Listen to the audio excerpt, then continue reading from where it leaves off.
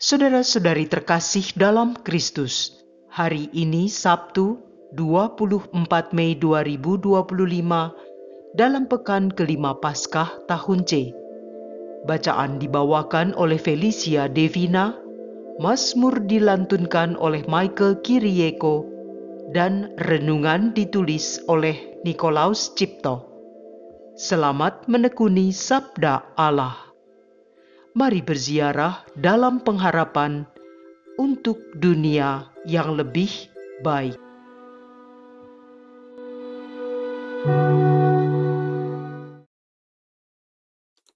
Dalam nama Bapa dan Putra dan Roh Kudus. Amin. Allah Bapa yang Maha Rahim, kami mengakui masih adanya kelemahan-kelemahan dan perbuatan dosa dalam diri kami. Kami sadar ini mengecewakan Engkau ya Allah, mengingat sebenarnya kami sudah sering mengalami perjumpaan dengan Putramu Yesus Kristus. Maka kami mohon, berilah kami anugerah untuk berani melihat kesalahan dan dosa yang kami perbuat, dan berani mengakui dan bertekad kuat untuk mengubah diri kami lebih baik lagi, sehingga akhirnya kami benar-benar layak bersatu dengan Putramu terkasih, Yesus Kristus. Doa ini kami sampaikan dengan perantaran Putramu terkasih, Tuhan kami Yesus Kristus. Amin. Bacaan dari Kisah Para Rasul, bab 16 ayat 1-10. Sekali peristiwa, Paulus datang juga ke Derbe dan ke Listra. Di situ ada seorang murid bernama Timotius. Ibunya adalah seorang Yahudi dan telah menjadi percaya, sedangkan ayahnya seorang Yunani. Timotius ini dikenal baik oleh saudara-saudara di Listra dan di Ikonium. Paulus mau supaya Timotius itu menyertainya dalam perjalanan. Paulus menyuruh menyunatkan dia karena orang-orang Yahudi di daerah itu, sebab setiap orang tahu bahwa bapaknya adalah orang Yunani. Dalam perjalanan keliling dari kota ke kota, Paulus dan Silas menyampaikan keputusan-keputusan yang diambil para rasul dan para penatua di Yerusalem dengan pesan supaya jemaat-jemaat menurutinya. Demikianlah jemaat-jemaat diteguhkan dalam iman dan makin lama makin bertambah besar jumlahnya. Paulus dan Silas melintasi tanah Frigia dan tanah Galatia karena Roh Kudus mencegah mereka untuk memberitakan Injil di Asia. Dan setibanya di Misia, mereka mencoba masuk ke daerah Bitinia, tetapi Roh Yesus tidak mengizinkan mereka. Setelah melintasi Misia, mereka sampai di Troas. Pada malam harinya tampaklah oleh Paulus suatu penglihatan. Ada seorang Makedonia berdiri di situ dan berseru kepadanya, katanya, "Menyeberanglah kemari dan tolonglah kami." Setelah Paulus melihat penglihatan itu, segeralah kami mencari kesempatan untuk berangkat ke Makedonia, karena dari penglihatan itu kami menarik kesimpulan bahwa Allah telah memanggil kami untuk memberitakan Injil kepada orang-orang di sana. Demikianlah sabda Tuhan.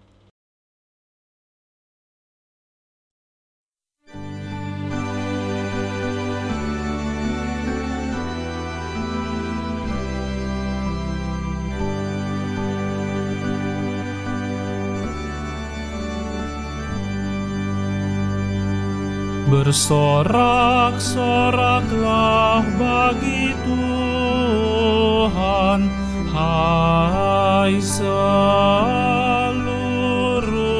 bumi. Bersorak-soraklah bagi Tuhan, hai seluruh bumi. Beribadahlah kepada Tuhan dengan sukacita. Datanglah ke hadapannya dengan sorak-sorai. Bersorak-soraklah bagi Tuhan, hai seluruh bumi. Ketahuilah bahwa Tuhan itu Allah. Dialah yang menjadikan kita, dan punya Dialah kita. Kita ini umatnya dan kawanan domba gembalaannya. Bersorak-soraklah bagi Tuhan, hai seluruh bumi. Sebab Tuhan itu baik, kasih setianya untuk selama-lamanya, dan kesetiaannya tetap turun-temurun. Bersorak-soraklah bagi Tuhan, hai seluruh bumi.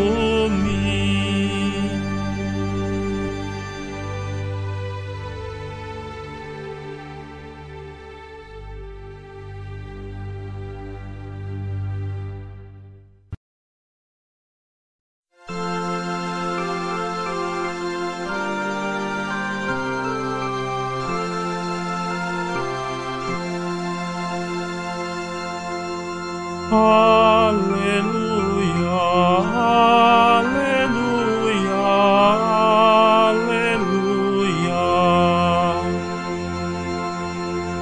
Kalau kamu dibangkitkan bersama dengan Kristus, carilah perkara yang di atas, di mana Kristus berada duduk di sebelah kanan Allah. Haleluya, haleluya, haleluya.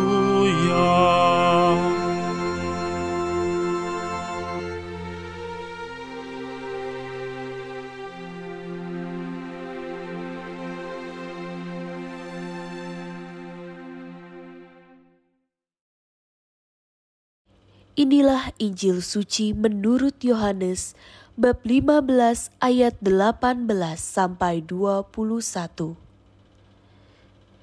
Dalam amanat perpisahannya, Yesus berkata kepada murid-muridnya, "Jikalau dunia membenci kamu, ingatlah bahwa ia telah lebih dahulu membenci aku. Sekiranya kamu dari dunia, tentulah dunia mengasihi kamu sebagai miliknya. Tetapi karena kamu bukan dari dunia, sebab aku telah memilih kamu dari dunia, maka dunia membenci kamu. Ingatlah apa yang telah kukatakan kepadamu. Seorang hamba tidaklah lebih tinggi daripada tuannya.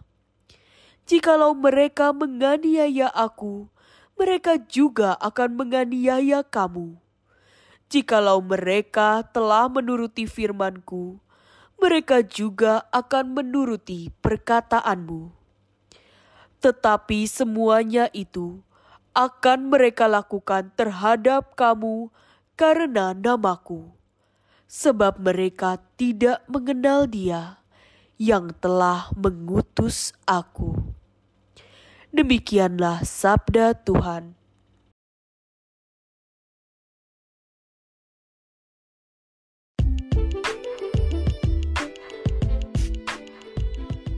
Tantangan dalam pewartaan. Renungan dibawakan oleh Nikolaus Cipto.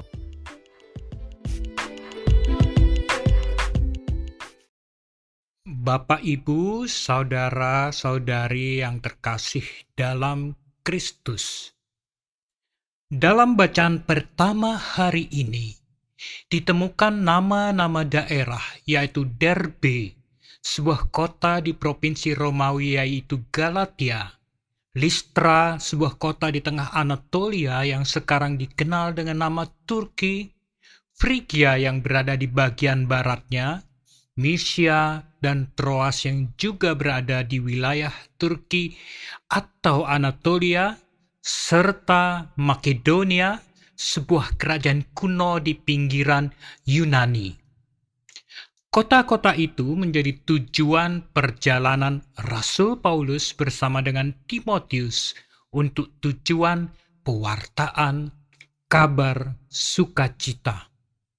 Tentu tidak bisa dibayangkan bahwa perjalanan tersebut akan senyaman perjalanan kita di zaman sekarang.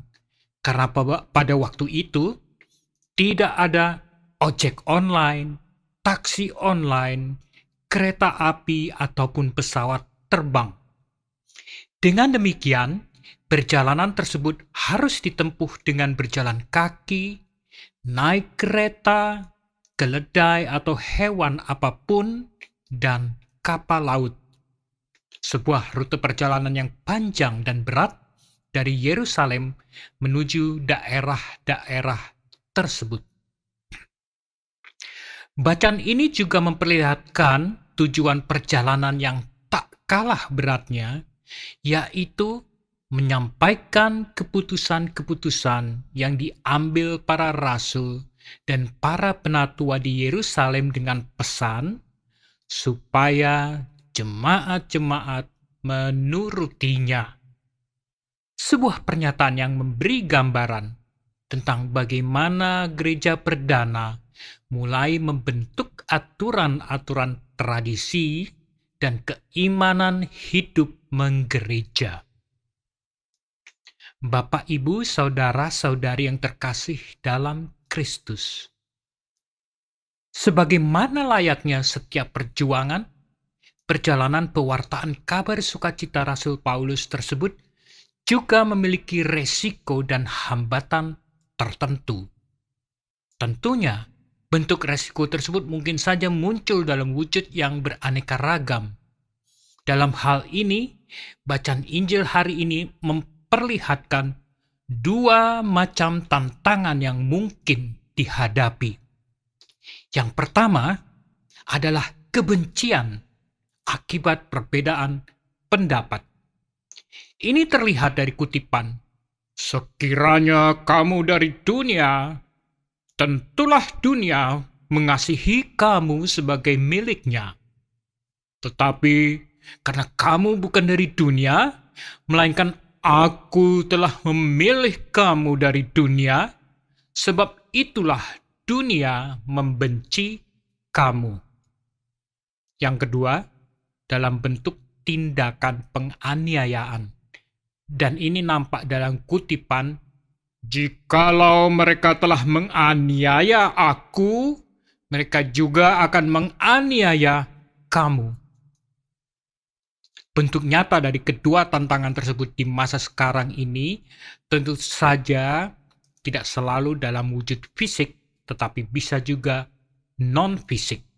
Misalnya, tidak diterima dalam pergaulan, komentar-komentar negatif di sosial media, pertengkaran, pelarangan ibadah, pengerusakan bangunan, dan lain-lain. Inilah wajah dunia yang tidak menyukai atau menerima ajaran-ajaran Yesus Kristus. Walaupun demikian, tidak ada sepatah kata pun dalam seluruh kutipan bacaan kitab suci hari ini yang membenarkan kita untuk membalas kebencian dan penganiayaan dengan cara yang sama. Sikap yang diinginkan Yesus Kristus bagi kita nampak jelas dalam kutipan kitab Mazmur hari ini, yaitu bersyukur, bersorak bagi Tuhan, beribadah, bersukacita, dan kasih setia. Dunia mungkin akan merasa heran.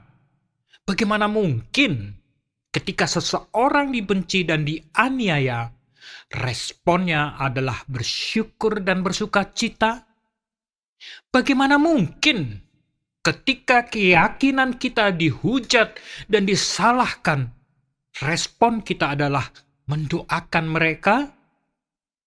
Bapak, Ibu, saudara-saudari yang terkasih dalam Kristus, mari kita mengingat salah satu kutipan dari Lukas 23 ayat 34 yang sebenarnya adalah sabda pertama dari 7 sabda terakhir Yesus Kristus. Ya Bapa, ampunilah mereka, sebab mereka tidak tahu apa yang mereka perbuat. Kita dapat melihat ini sebagai respon yang luar biasa atas kebencian dan penganiayaan yang seharusnya kita miliki.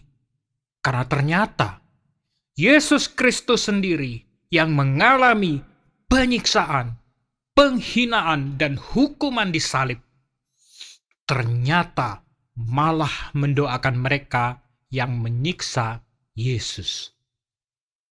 Pengampunan dan cinta kasih adalah jawaban yang sesungguhnya. Mampukah kita? Bapak, Ibu, saudara-saudari yang terkasih dalam Kristus, makna keseluruhan dari bacaan-bacaan hari ini masih sangat relevan dengan kehidupan gereja pada zaman sekarang, baik dilihat dari sisi pribadi lepas pribadi, ataupun dari sisi gereja sebagai komunitas. Bahkan juga masih relevan bagi kehidupan virtual di dunia maya. Kita diminta untuk tidak mengedepankan emosi, tetapi pengampunan dan cinta kasih. Inilah yang diharapkan Tuhan Yesus, bukan hanya bagi diri kita masing-masing, tetapi juga agar dunia bisa melihat iman Kristiani yang sesungguhnya. Keselamatan tidak akan datang melalui kebencian, karena di dalam kebencian tidak ada cinta kasih, sedangkan Tuhan Yesus adalah cinta kasih. Marilah berdoa. Ya Bapa, secara jujur kami menyadari bahwa diri kami mungkin belum sesempurna apa yang Engkau harapkan. Kami masih sering emosi, jengkel, ataupun marah ketika berhadapan dengan seseorang yang kami anggap merugikan diri kami. Kami menyadari bahwa sikap ini akan menyebabkan gambaran yang berbeda dari dunia terhadap kehidupan iman Kristiani kami. Ajarilah kami agar kami selalu panjang sabar dan penuh kasih, bukan hanya terhadap orang terdekat kami, tetapi juga kepada orang lain yang selama ini kami anggap merugikan kami. Doa ini kami sampaikan dengan perantaraan Putra-Mu terkasih, Tuhan kami, Yesus Kristus. Dalam nama Bapa dan Putra dan Roh Kudus. Amin.